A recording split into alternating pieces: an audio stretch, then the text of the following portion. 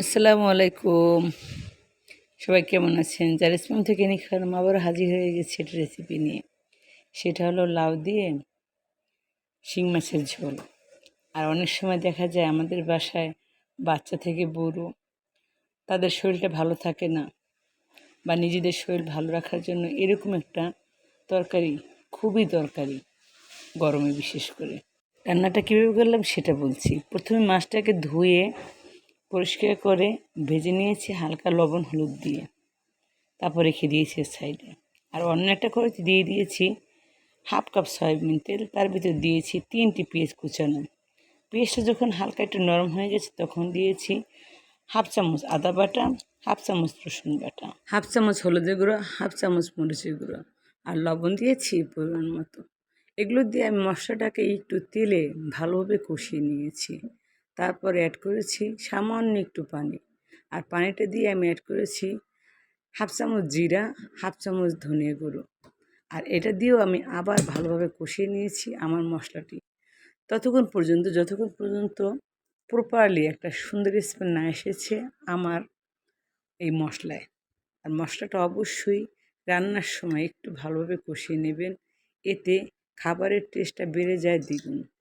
আর অবশ্যই রান্নার সময় খেয়াল রাখবেন হলুদ এবং মরিচের পরিমাণটা যেন ব্যালেন্স রেখে হয়।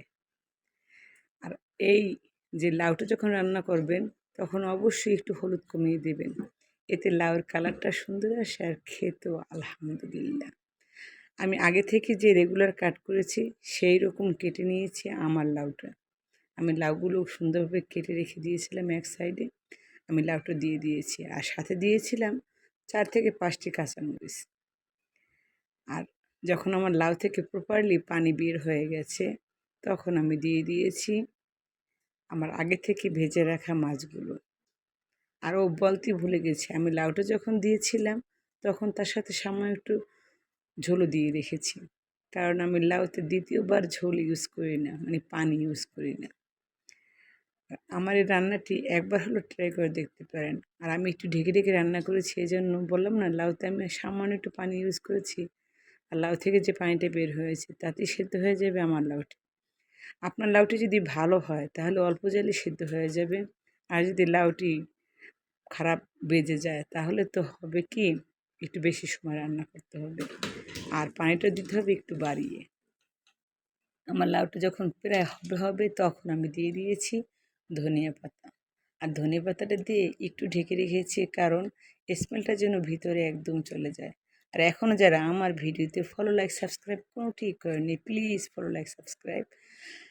আমার ভিডিওগুলো সবার আগে পেতে অবশ্যই ফলো দিয়ে রাখবেন আমার পেজটি। আর আমার লাউ রান্না শেষ, অবশ্যই ট্রাই করবেন একবার হলো।